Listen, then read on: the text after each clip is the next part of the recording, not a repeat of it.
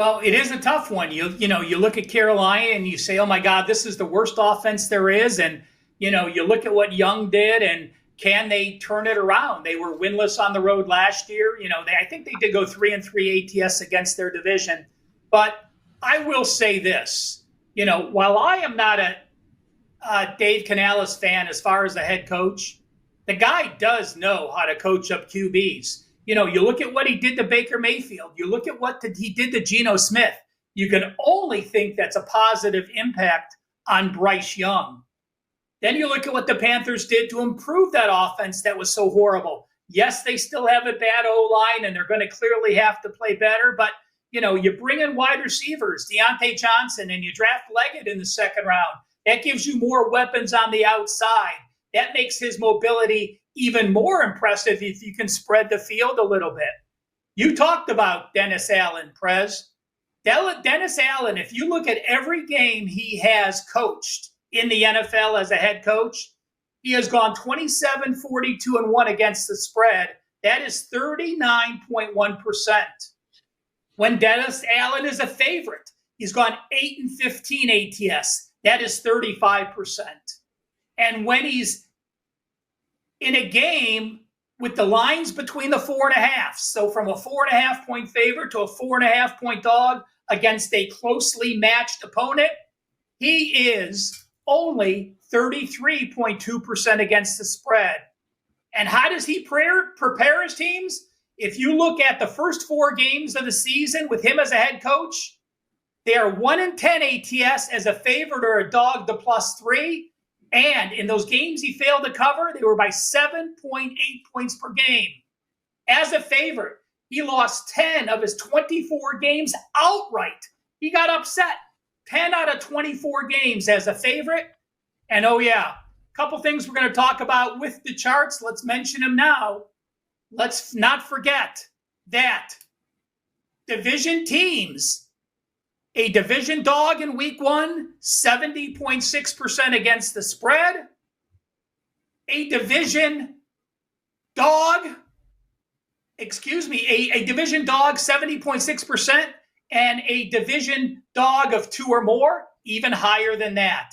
And if a team is playing a division foe in week 1 and they have double revenge and they're a dog of 3 or more, 22-17 against the spread, 76%. Yes, it's ugly to take these week 1 dogs. I think there's value with the Carolina Panthers. So Carolina lost 11 of their 15 losses last year came by a touchdown or more. They had the worst offense in the league.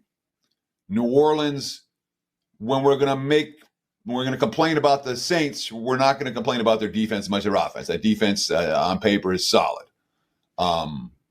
What makes you think that a new head coach and a new offense and a quarterback that couldn't do anything last year and a good defense that they're facing is suddenly primed to show dramatic improvement in game 1 against a quality defense? Wouldn't you prefer Carolina against a bad D than a good one?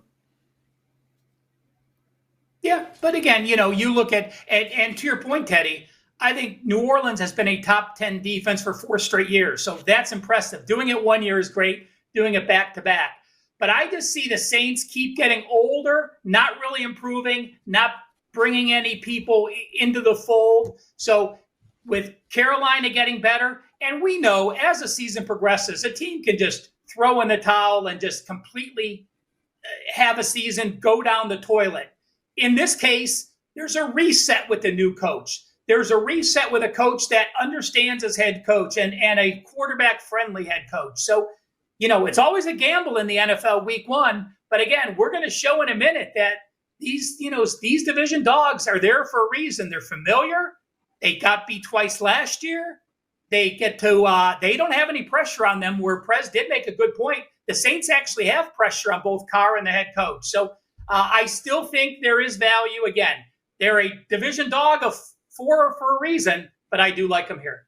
It's football, guys. I'm excited. I'm just going to say this. There's absolutely no reason not to take advantage of the 3-day for $49 special. Doesn't matter if you want me or anyone on the site. You can sign up now. And one thing I want to remind people, when you sign up for a 3-day all access, you can put in that you want your package to start on Saturday or Friday where as soon as we load plays earlier in the week, even if you are getting a 3-day package, you'll start getting those plays immediately. So that's something you want to make sure you do as you're looking at those 3-day all accesses. Sign up early in the week. And as we all release our plays, you'll get an email update with those releases as soon as they happen.